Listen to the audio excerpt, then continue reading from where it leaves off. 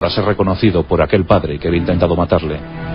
Gárgaris le abrazó y permitió que reinara. Y Abis enseñó a los tartesios el manejo de la agricultura y sobre todo les entregó leyes para ser gobernados. Los reyes legendarios de Tartesos. Si buscamos la capital, yo os digo que la capital no ha aparecido, no hay vestigios. Hay diferentes sitios donde buscar. Unas hipótesis nos hablarían de Murcia, cerca de Mazarrón. Ahí tendremos una de las posibles ubicaciones.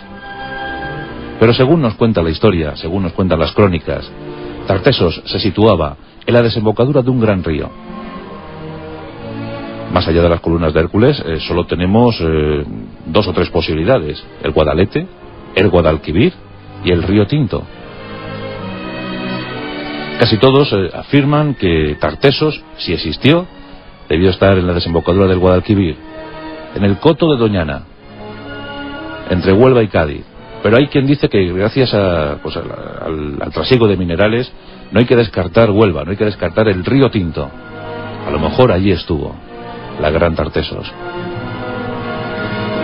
Los tartesios adoraban al sol, los tartesios adoraban a la luna y adoraban a una suerte de seres semidiabólicos, a los que también mostraban gran respeto, gran admiración, gran devoción. Mantenían algunos templos, pero sobre todo los tartesios mantenían sus pequeños talleres. Habían aprendido a trabajar los metales y con ellos comerciaban, con ellos negociaban. El bronce era muy buscado por entonces. Cuentan incluso que los tartesios llegaron a establecer pactos comerciales con Galicia y con las islas de la Gran Bretaña, con Gran Bretaña. Desde allí traían estaño para fundirlo y para convertirlo en bronce. Se han encontrado vetas de mineral en la zona de la Baja Andalucía que ya estaban agotadas en el siglo VI a.C. Todos buscaban el metal de Andalucía, todos buscaban el metal de Tartesos. Ya os digo que había muy pocas minas en aquellos entonces. Si hablamos de Tartesos hay que hablar de su gran semilegendario rey, el rey Argantonio. Argantonio, dicen los griegos, que llegó a vivir 120 años. Y de los 120 años, 80 reinando. Algunos afirman que es demasiado presuntuoso decir eso, sobre todo en aquellos tiempos. Dicen que reinó desde el 630 a.C. hasta el 550, 80 años. Otros dicen que fue un linaje, el linaje de los Argantonios, que fueron 2 o 3 reyes. Pero bueno, ya que estamos en plan legendario, ¿por qué no decir que hubo un rey de 120 años y que reinó 80? Porque era, dicen, muy honesto, era noble, era leal y además muy amigo de los griegos, muy amigo de los focenses. En una tormenta, una nave focense llegó a las costas de Tartesos y el rey Argantonio los acogió de buen grado. Estableció 40 años en relaciones comerciales con los focenses, 40 años. Incluso en un momento en el que los focenses se vieron acosados por los persas, Argantonio les ofreció ayuda y les dio dinero para que crearan, para que construyeran, para que reforzaran una muralla cerca de su ciudad.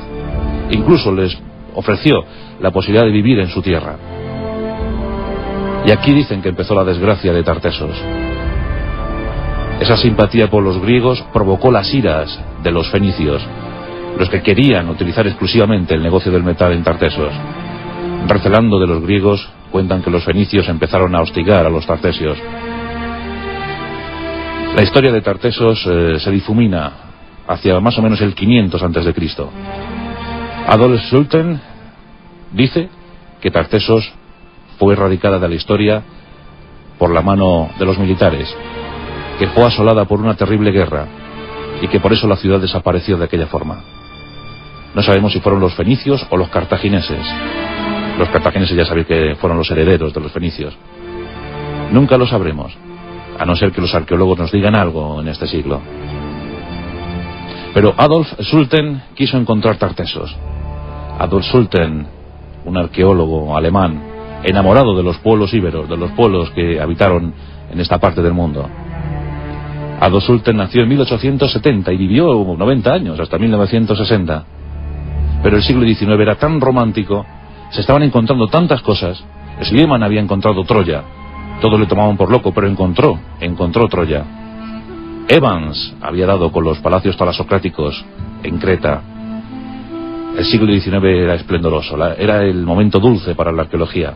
Y Sulten quería encontrar el último Eldorado en Europa, quería encontrar Tartesos.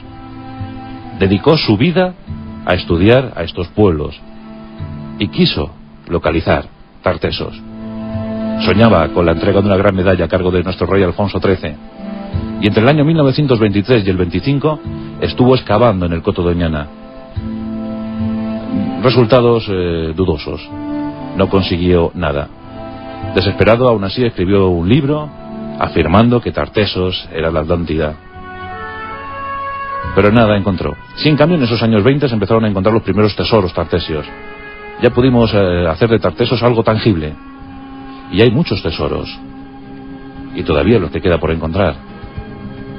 En el cortijo de Évora, en Cádiz, se encontró un tesoro consistente en 93 piezas.